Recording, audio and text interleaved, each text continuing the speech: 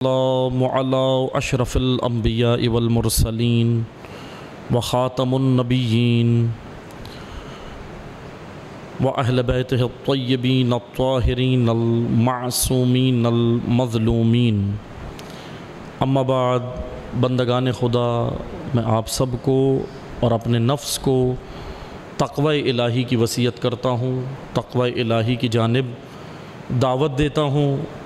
خداوند تبارک و تعالیٰ نے انسان کی، بشر کی نجات کا راستہ تقوی کے اندر منحصر کیا ہے، اور تقوی الہی کے حصول کے لیے خداوند تبارک و تعالیٰ نے عید قربان کا روز عطا فرمایا ہے۔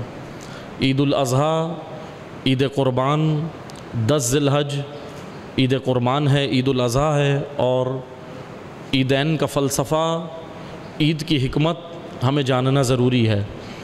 عید الفطر خداوند تبارک و تعالیٰ نے اس لیے عطا فرمائی کہ ماہ رمضان میں جب ہم روزے رکھتے ہیں تو فطرت انسانی کے اوپر جو گرد و غبار جمع ہوتی ہے، فطرت انسانی پر جتنی بھی گرد جمع ہوتی ہے، روزے رکھ کر خداوند تبارک و تعالیٰ نے یہ راستہ فراہم کیا کہ روزہ رکھنے سے اس کی فطرت پر سے وہ گرد و غبار ہٹتی ہے، جو دنیا پرستی کی گرد و غبار اس کی فطرت پر جمع ہو جاتی ہے، روزے رکھ کر ہٹتی ہے، اور پھر خدا انسان کو، خدا اپنے خاص بندوں کو ماہ رمضان کے تحفے میں عید الفطر عطا فرماتا ہے۔ اسی طرح جب ہم فلسفہ عید الاضحیٰ دیکھتے ہیں، آج عید الاضحیٰ کا روز ہے، اور ہم بارگاہ الہی میں شکر گزار بھی ہیں کہ خداوند تبارک و تعالیٰ نے ہمیں اس روز میں، اس عظیم دن کے اندر داخل ہونے کی توفیق عطا فرمائی۔ یہ توفیق الہی ہے کہ آج ہم اللہ کی بارگاہ میں حاضر ہیں اور عید الاضحیٰ منا رہے ہیں۔ عید الاضحیٰ کا فلسفہ اور حکمت میں آپ کی خدمت میں زیادہ وقت نہیں لوں گا، آپ نے لیکن خطبے دونوں سننے ہیں کیونکہ دونوں خطبے نماز کا جز ہیں، لیکن میں مختصر بیان کروں گا۔ عید الاضحیٰ کا فلسفہ بس آپ کی خدمت میں بیان کرنا ہے۔ عید الاضحیٰ کیوں منائی جاتی ہے، مختصر جوانوں بچوں کے لیے بیان کرنا ضروری ہے تاکہ مطلب تکرار ہو اور ہمیں معلوم ہو کہ عید الاضحیٰ کیوں منائی جاتی ہے۔ حضرت ابراہیم علیہ السلام نبی خدا اور ان کے فرزند حضرت اسماعیل علیہ السلام ذبیح اللہ نبی خدا، دونوں کی یاد میں، دونوں کی سنت کو عید الاضحیٰ کہتے ہیں۔ عید الاضحیٰ حضرت ابراہیم علیہ السلام کا خداوند تبارک و تعالیٰ نے امتحان لیا کہ آپ اپنے فرزند کو اللہ کی راہ میں قربان کر رہے ہیں۔ امتحان حضرت ابراہیم ہے، اور حضرت ابراہیم علیہ السلام، خداوند تبارک و تعالیٰ نے قرآن کریم میں حضرت ابراہیم کے امتحان کا ذکر بھی کیا، اور حضرت ابراہیم کی تعریف بھی بیان کی، اور حضرت ابراہیم علیہ السلام کی تعریف بیان کرنے والی ذات خدا اللہ تعریف بیان کر رہا ہے، اور خدا نے یہ کہا کہ ہم نے ابراہیم اپنے امتحان میں کامیاب ہو گئے۔ حضرت ابراہیم نے کوئی کسر نہیں چھوڑی۔ حضرت ابراہیم علیہ السلام نبی خدا نے، ایسا نہیں ہے کہ انہوں نے کوئی کسر چھوڑ دی، انہوں نے کوئی معاذ اللہ کوئی کمی چھوڑ دی، کوئی نقص تھا، نہیں۔ حضرت ابراہیم علیہ السلام نے اپنے طور پر بیٹے کو لٹا دیا ذبح کرنے کے لیے، لیکن خدا نے کیا حکمت ہے، کیا خدا چاہ رہا تھا، کیا امتحان تھا، یہ آپ نے بہت توجہ سے سننا ہے۔ میں مختصر وقت میں کوشش کروں گا آپ کی خدمت میں فلسفہ عید قربان بیان ہو جائے۔ قربانی لفظ قرب سے ہے۔ قرب کس کا قرب؟ اللہ کا، قربتاً اللہ۔ جو بھی ہم عمل انجام دیتے ہیں، ابھی ہم نے نماز پڑھی ہے، قربتاً اللہ۔ یہی خدا چاہتا ہے کہ ہمارے سارے امور ہائے زندگی قربتاً اللہ ہوں، اللہ کی خاطر ہوں، یعنی ہماری زندگی موحدانہ توحید پرست زندگی بنے۔ ایک خدا کو مان لینا، ذہن میں رکھ لینا عقیدہ ہے، لیکن توحید صرف عقیدے کی بحث نہیں ہے۔ توحید عملی طور پر انسان کی زندگی میں نافذ ہونے والا قانون ہے۔ عملی طور پر ہماری گفتگو میں، ہمارے رویوں میں، ہمارے لین دین میں، ہمارے روابط میں، ہمارے مراسم میں، ہمارے تمام تر زندگی کے امور میں اگر قانون الہی شامل ہوگا، قانون اللہ کے تحت اگر ہم اپنے امور انجام دیں تو اس کا مطلب ہم موحدانہ زندگی بسر کر رہے ہیں۔ لیکن اگر غیر اللہ کا طرز، غیر اللہ کا قانون، غیر اللہ کے طریقے اگر ہم نے اپنائے ہیں تو ہماری زندگی موحدانہ نہیں ہے۔ اور اسی لیے خداوند تبارک و تعالیٰ نے ہمیں یہ روز عطا فرمائے ہیں۔ قربانی، یہ جو ہم جانور پہ چھری رکھتے ہیں، کیا ہے یہ؟ توجہ سے سنیے گا، میں ذرا ایک نقطہ عرض کرتا ہوں۔ ایک ہوتا ہے علامتی سجدہ، ایک ہوتا ہے حقیقی سجدہ۔ یہ جو ہم نے ابھی کیا ہے یہ علامتی سجدہ ہے، حقیقی سجدہ نہیں ہے۔ توجہ سے سنیے گا، بہت اہم نقطہ ہے۔ سجدہ علامتی اور سجدہ حقیقی، یہ ہم جو نماز پنجگانہ میں سجدہ سجود انجام دیتے ہیں، یہ کون سا سجدہ ہے؟ یہ سجدہ علامتی ہے۔ میں یہاں ڈیفائن کروں تھوڑی سی کہ علامت حقیقت نہیں ہوتی، علامت حقیقت تک لے جانے کا ذریعہ ہوتی ہے۔ علامت خود حقیقت نہیں ہوتی، حقیقت تک لے جانے کا ذریعہ ہوتی ہے، وسیلہ ہوتی ہے۔ میں مثال دیتا ہوں تاکہ جوانوں اور بچوں کے لیے آسانی ہو جائے، بزرگان ہم سے بہتر جانتے ہیں۔ مثال کے طور پہ آپ کراچی کی شاہراہوں پہ سفر کرتے ہیں، مثلا شاہراہ فیصل کے اوپر آپ سفر کر رہے ہیں، کراچی کی مرکزی شاہراہ شاہراہ فیصل، شاہراہ فیصل کے اوپر آپ سفر کر رہے ہیں، آپ نے ملیر سے صدر جانا ہے، فرض کریں آپ مثال کے طور پہ ملیر سے نکلے ہیں اور صدر جانے کے لیے آپ پہنچے ہیں شاہ فیصل کالونی گیٹ پہ آپ پہنچے، تو وہاں آپ نے دیکھا، آپ گاڑی ڈرائیو کر کے پہنچے، وہاں آپ نے دیکھا کہ بورڈ لگے ہوئے ہیں، اوپر ایرو بنے ہوئے ہیں، اور وہ ہم وہاں سے ہمیں پتہ چل رہا ہے، ایک بورڈ لگا ہوا ہے کہ یہ راستہ نازم آباد جاتا ہے، یہ راستہ کورنگی جاتا ہے، اور یہ راستہ صدر جاتا ہے۔ اس طرح ایرو ہے نا شاہراہوں کے اوپر ہوتے ہیں، علامتیں، اس ایرو کو علامت کہتے ہیں، اردو میں علامت کہتے ہیں کہ یہ فلاں منزل کی علامت ہے، یہ فلاں منزل کی علامت ہے، وہ علامت ہے۔ عزیزان محترم توجہ سنیے گا، بندگان خدا توجہ سنیں۔ اب لیکن میں شاہراہ فیصل پہ چڑھ گیا ملیر سے صدر جانے کے لیے، کالونی گیٹ پر پہنچا، میرے ہدف اور منزل کیا ہے؟ صدر پہنچنا، لیکن میں کالونی گیٹ پر پہنچنے کے بعد وہ جو علامت اور ایرو تھی، اس ایرو کے اس سائن بورڈ کے نیچے کھڑا ہو گیا اور خوش ہو کر لوگوں کو مٹھائیاں تقسیم کر رہا ہوں، میں صدر پہنچ گیا، تو لوگ کیا کہیں گے؟ کہیں گے نہیں، ابھی آپ صدر نہیں پہنچے، ابھی آپ منزل تک نہیں پہنچے، ابھی اس منزل کی علامت تک پہنچے ہیں۔ لیکن میں اپنے اوہام میں، اپنے خیالات میں، اپنے وہم و گمان میں خوش ہوں کہ بھئی مجھے تو منزل مل گئی، لیکن ابھی منزل نہیں ملی عزیزان محترم، ابھی علامت تک پہنچا ہوں۔ کوئی عاقل آدمی آئے مجھے جھنجھوڑے اور کہے کہ نہ بھائی ابھی یہ منزل نہیں ہے، منزل کے لیے سفر اور آگے جاری کرنا، ابھی آپ علامت تک پہنچے ہو۔ اب یہ مثال تھی مطلب کی جانب آئیں۔ سجدہ علامتی یہ ہے کہ اپنی پیشانی خاک پر رکھ دو نماز پنجگانہ میں، یہ علامت ہے۔ یہ جو ہمیں 5 منٹ کے لیے مسجد میں بلایا گیا ہے، 10 منٹ کے لیے کیوں بلایا گیا ہے؟ کتنا وقت لگتا ہے فجر میں، کتنا وقت لگتا ہے ظہر و عصر میں؟ زیادہ سے زیادہ، بہت ہی زیادہ خضوع و خشوع کے ساتھ پڑھیں گے 10-15 منٹ، 20 منٹ، اس سے زیادہ تو نہیں لگیں گے ظہر و عصر میں۔ لیکن عزیزان محترم یہ 5-10 منٹ کی عبادت کے لیے ہمیں جو یہاں بلایا گیا ہے، کیا فلسفہ ہے؟ میں نے جو سجدے کیے ہیں، ابھی ہم نے پیشانی خاک پہ رکھی، یہ سجدہ علامتی ہے، ایرو ہے، پتہ دے رہی ہے کہ اے بندگان خدا تو نے منزل تک جانا ہے۔ وہ منزل کیا ہے؟ وہ منزل اللہ کے قانون کو تسلیم کرنا ہے، اللہ کے قانون کو امپلیمنٹ کرنا ہے، اللہ کے قانون کو نافذ کرنا ہے۔ 10 منٹ مسجد میں آ کر پیشانی خاک پہ رکھو اور 10 گھنٹے امور زندگی میں جا کر اللہ کے قانون کے تحت زندگی بسر کرو، یہ علامتی سجدہ ہے، وہ حقیقی سجدہ ہے۔ حقیقت میں قانون کو ایکسپٹ کرنا ہے، اور کیا ہے اللہ کا قانون؟ قرآن۔ قرآن یہاں نافذ ہونے آیا ہے، یہ یاد رکھیں۔ قرآن آئین ہے، کانسٹیٹیوشن ہے، قرآن کانسٹیٹیوشن ہے خدا کی جانب سے نازل کیا ہوا۔ ابھی آپ دیکھیں مختلف ممالک کے اندر کانسٹیٹیوشنز بنتے ہیں نہیں بنتے؟ پاکستان کا اپنا کانسٹیٹیوشن ہے، آئین ہے، دیگر ممالک کے اندر اپنے کانسٹیٹیوشنز ہیں نا، دنیا کے اندر آئین ہے، لیکن ایک کانسٹیٹیوشن جو مخلوق نے نہیں بنایا، خالق نے بنایا، وہ قرآن ہے، اور وہی نجات کا راستہ ہے۔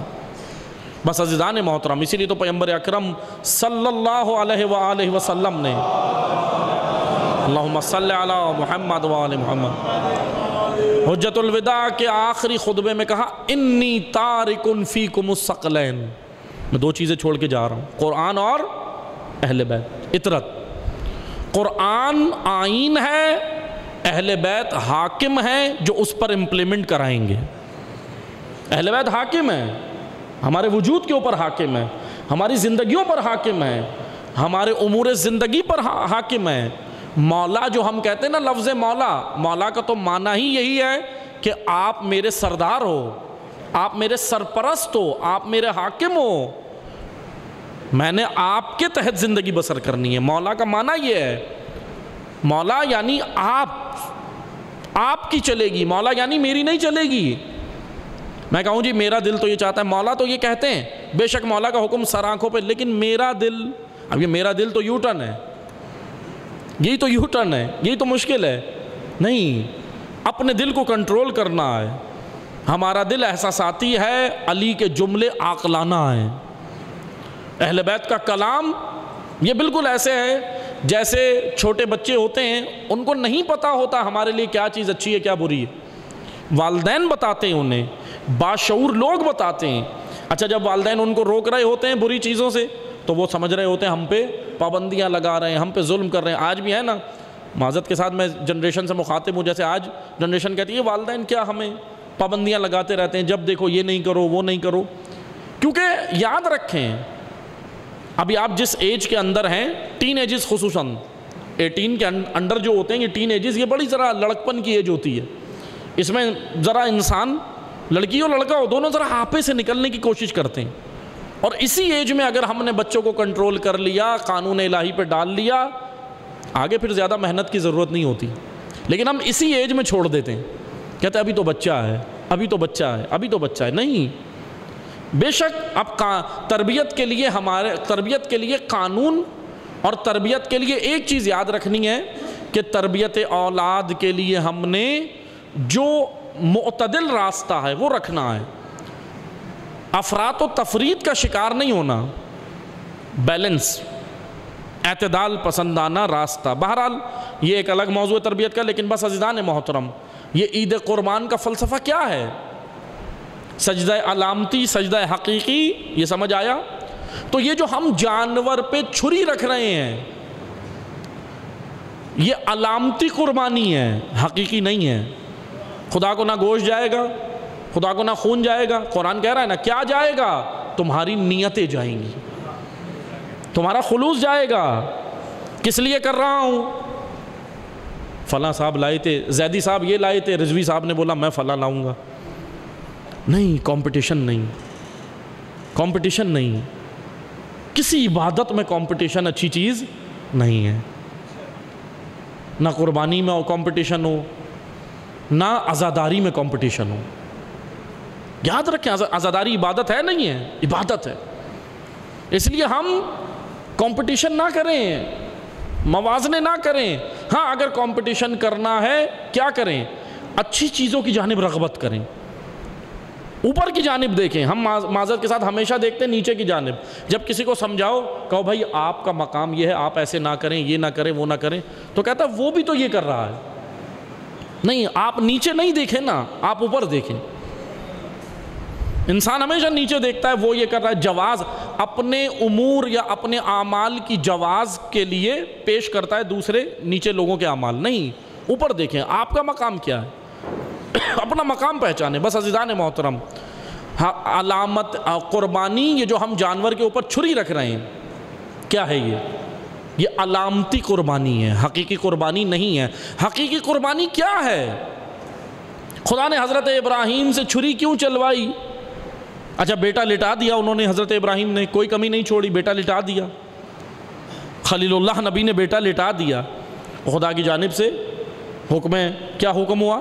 دمبا آ گیا، جانور آ گیا، گوسفند فند آ گیا، جو بھی جانور تھا وہ آ گیا، اور حضرت اسماعیل، کیونکہ خدا کو یہ مقصود نہیں تھا کہ تم بیٹا ذبح کر دو، خدا نے بیٹے پہ چھری نہیں چلوانی تھی، خدا نے اس محبت پہ چھری چلوانی تھی جو اللہ کی محبت کے مقابل آ جائے، وہ چھری چلوانی تھی۔ بیٹے کی محبت جائز ہے یا نہیں ہے؟ جائز ہے۔ اولاد کی محبت جائز ہے یا نہیں ہے؟ جائز ہے۔ ماں باپ کی محبت اولاد کو جائز محبت ہے۔ زوجہ کی محبت شوہر کے لیے جائز، زوجہ کو شوہر کی محبت جائز ہے، ناجائز نہیں ہے، جائز ہے۔ بیٹی کی محبت جائز ہے، بہن بھائی کی محبت جائز ہے، لیکن بعض اوقات یہ جائز محبتیں اتنا ہمارے وجود میں پناہ لے لیتی ہیں کہ ہم اللہ کی محبت کو پیچھے ڈال دیتے ہیں، حکم الہی کو پیچھے ڈال دیتے ہیں، یہ محبتیں غالب آنے لگتی ہیں، اور جب یہ محبتیں غالب آنے لگ جائیں تو خدا کہتا ہے ان پہ چھری چلاؤ۔ حقیقی چھری اس خواہش پہ چلانی، حقیقی چھری نفس پہ چلانی ہے، حقیقی چھری یہاں چلانی ہے۔ جب ہم کہتے ہیں نا اللہ اکبر کہہ کے جانور کے اوپر ہم نے گردن پہ چھری رکھی، تو بس ہماری نیت میں یہ ہونا چاہیے یہ چھری میرے نفس پہ چل رہی ہے، یہ چھری میری خواہشات پہ چل رہی ہے، یہ چھری جھوٹ پہ چلے گی، یہ چھری حسد پہ چلے گی، یہ چھری اناد پہ چلے گی، یہ چھری دشمنی پہ چلے گی، یہ چھری نفاق پہ چلے گی، یہ چھری بغض پہ چلے گی، یہ چھری عداوت پہ چلے گی، اور محبت مومنین آپس میں قائم ہوگی۔ یہ چھری چلا دیں، آج چھری چلانے کا دن ہے، چلا دیں چھری، نہ کہ صرف جانور پہ، آج چھری چلا دیں، مومنین آپس میں وہ چھری چلا دیں جو مومنین کو ملنے نہیں دیتی، وہ بغض، وہ اناد، وہ چھوٹی چھوٹی باتیں جو ہمیں ملنے نہیں دیتی، چھری چلا دیں۔ اگر یہ چھری نہیں چلی تو یقیناً ہم نے کربلا بھی نہیں سیکھی۔ ذبح عظیم تک جانا ہے، اگر کربلا تک جانا ہے ذبح عظیم، تو پھر یہ چھری چلانا سیکھو۔ یہ تو ابتدا ہے، ابتدا ہے، 10 ذی الحج ابتدا، عاشورہ انتہا ہے۔ چھری چلا دی حسین ابن علی نے، چلائی تھی چھری یا نہیں؟ ایک طرف دین الہی، ایک طرف اللہ کی محبت، ایک طرف علی اکبر، اللہ اکبر، چھری چلائی یا نہیں؟ حسین ابن علی نے چلا دی چھری۔ حسین نے بتا دیا کہ دیکھو علی اصغر پہ چھری حسین نے چلائی، کون سی؟ محبت کی، کہ نہیں بچہ دے دیا، اللہ کی محبت قربان نہیں کی۔ عاشق ہے حسین، رب کا عاشق ہے حسین، دین پر اولاد قربان کی، اولاد پر دین قربان نہیں کیا۔ یہ ہے فلسفہ قربانی۔ قرب اگر اللہ کا چاہتے ہو چھری چلاؤ، چلا دو چھری۔ حضرت مسلم کا دن کل منایا ہے نا، مسلم کو تنہا کس نے کیا تھا؟ ان محبتوں نے تنہا کیا تھا۔ میں پڑھ چکا ہوں کل مجلس میں، لیکن 2 جملے پڑھ دیتا ہوں، مصائب نہیں پڑھ رہا، لیکن کیا کریں، مظلوم اتنے ہیں کہ ان کے فضائل پہ بھی رونا آتا۔ آپ سنیں، حضرت مسلم، عبید اللہ نے اعلان کیا کہ جا کر کوفہ کے سرداروں سے اعلان کروایا عبید اللہ ابن زیاد نے کہ مال، پہلا اعلان کیا کہ اگر کوئی مسلم کا ساتھ دے گا مال، اس کو مال حکومت کی طرف سے بند ہو جائے گا، معاوضے جو ملتے تھے، منتھلی جو ملتا تھا، شہریہ جو ملتا تھا، بند ہو جائے گا۔ آدھا لشکر مسلم کو چھوڑ گیا مال کی خاطر، آدھا لشکر، 30,000 نے بیعت کی تھی، آدھا چھوڑ گئے، اور پھر کچھ بچے، وہ کیسے گئے؟ وہ گئے بزدلی کی وجہ سے، کچھ لالچی تھے، مال پرست تھے، اس وجہ سے چھوڑ گئے مسلم کو، کچھ بزدل تھے۔ عبید اللہ نے اعلان کیا شام سے لشکر آئے گا جو تمہیں ذبح کر دے گا، تمہاری عورتوں کو اسیر کرے گا، یہ چھوڑ گئے۔ چند غیرت مند رہ گئے تھے، ان کو کون سی چیز لے گئی؟ عبید اللہ بہت شاطر آدمی تھا، معمولی نہیں تھا۔ عبید اللہ نے جب دیکھا کہ نہ یہ مال کی محبت سے گھر جا رہے ہیں، نہ یہ بزدل بھی نہیں ہیں، بہادر بھی ہیں، عبید اللہ نے ان کی عورتوں کو استعمال کیا کہ جاؤ جا کر اپنے ان کی عورتوں کو ڈرایا دھمکایا۔ ان کی خواتین گئیں، جملے سنیں گے جو تاریخ میں، ان کی خواتین گئیں، جو چند رہ گئے تھے مسلم کے ساتھ، ناصر مسلم، کیسے چلے گئے یہ گھر؟ تاریخ کہہ رہی ہے، عبرتناک تاریخ ہے، عبرتناک تاریخ ہے۔ کوئی بیوی باہر نکل کے اپنے شوہر کو گھر لے جاتی ہے، کوئی بہن باہر نکل کے بھائی کو لے جاتی ہے، کوئی زوجہ باہر نکل کے شوہر کو لے جاتی ہے، کوئی بیٹی باہر نکل کے باپ کو لے جاتی ہے، لیکن لے کے کیسے گئی سنیں گے؟ میں جوانوں کے لیے عرض کر رہا ہوں، یہ خواتین باہر نکلیں اور نکل کے کہتی ہیں اگر تم، کہا کہ مسلم کا ساتھ چھوڑ دو، ان کے مردوں نے کہا ہم نہیں چھوڑیں گے، سفیر حسین نے کہا کہ اگر نہیں چھوڑو گے، تاریخ میں ان خواتین کے جملے ہیں، کتنی خطرناک تھیں یہ خواتین، کہا اگر تم نے مسلم کا ساتھ نہیں چھوڑا تو ہم یہیں اپنے کپڑے اتار کے برہنہ ہو جائیں گے۔ انہوں نے مسلم کا ساتھ چھوڑ دیا۔ کسی بیٹے کو ماں کے آنسو گھر لے گئے، کسی شوہر کو زوجہ کے آنسو گھر لے گئے، کسی باپ کو بیٹی کے آنسو گھر لے گئے، لیکن جو تنہا ہو گیا وہ حسین کا سفیر تنہا ہو گیا، مسلم کے بچے تنہا ہو گئے۔ یعنی میں بتانا کیا چاہ رہا ہوں آپ کو، اس سارے واقعے سے بتانا کیا چاہ رہا ہوں، بعض اوقات یہ جائز محبتیں زنجیر بن جاتی ہیں اطاعت امام میں، اطاعت امام میں۔ اسی لیے قرآن نے بھی، نہج البلاغہ نے بھی بعض جگہوں پر اولاد کو بھی فتنہ کہا ہے، بعض جگہ پہ مال کو بھی فتنہ کہا ہے، کیونکہ یہ محبتیں اتنی نہ آ جائیں، یہ احساساتی و جذباتی محبتیں اللہ کی محبت کے مقابل نہ آئیں، ان کو نیچے رکھو، اللہ کے دین کے مقابل کوئی محبت نہ آئے۔ یہی درس کربلا ہے، یہی فلسفہ قربانی ہے۔ قربانی یعنی ہم نے قربان کرنا ہے۔ آج کس کو قربان کرنا ہے؟ محبتوں کو قربان کرنا۔ فقط حکم رب پہلے ہوگا، فقط حکم رسول اللہ اوپر ہوگا، فقط حکم امیر المومنین اوپر ہوگا، فقط حکم امام و اطاعت امام پہلے ہوگی، باقی سب محبتیں بعد میں، باقی محبتیں بعد میں۔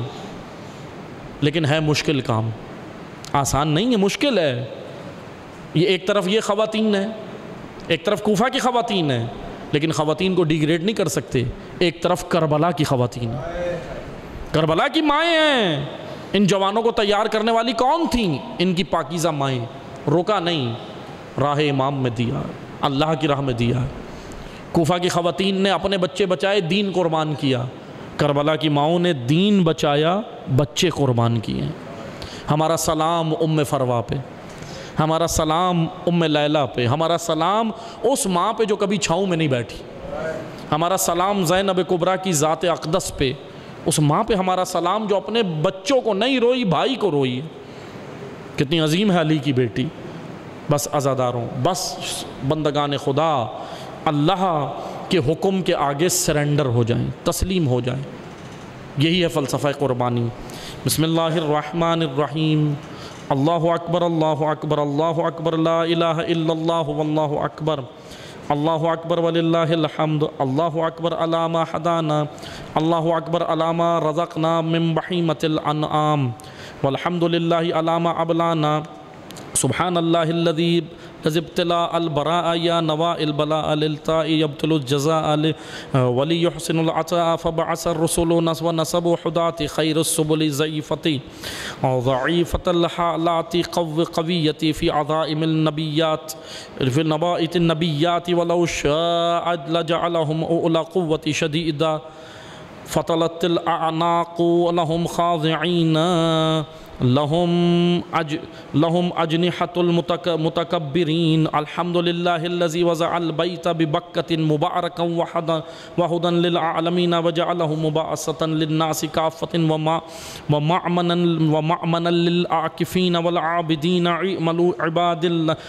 الله في مثله هذا اليوم العظيم ابتلاه الله إبراهيم الخليل بذبه وولده إسماعيل فرائل الخلیل فی المناء وهو بین الرکن والمقام انه بولده ذابح ولدمه صافح فعنبته من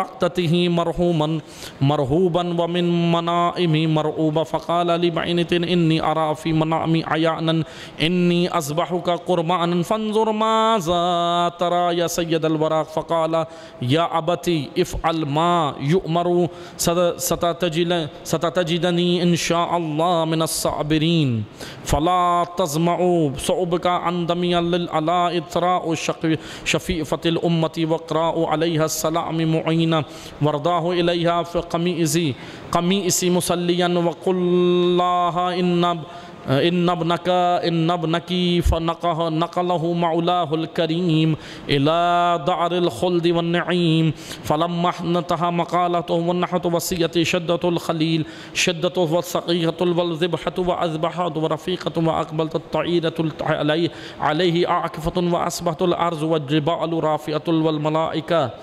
ومزرعت والوحوش مستقرت والسماء من فوقهم تسبیح الأرض من تحية تجيء الرحمة للطفل الصغير وتعجد من صبر الشيخ الكبير فنعد أرحم الراحمين يا إبراهيم قد صدقت الرعوة وإنا كذلك نجزي المحسنين إن هذا لهو البلاء المبين فديناه بذبح عظيم فنهز عند ذلك الخليل بالمدية إلى ما أتاه به جبرائيل من الفدية فذبحها قربانا وجرها عليها بسم الله عيانا فأحسن الحديث كلام الله الحكيم بسم الله الرحمن الرحيم إنا أعطيناك الكوثر فصل لربك وانحر إن شانئك هو الأبتر.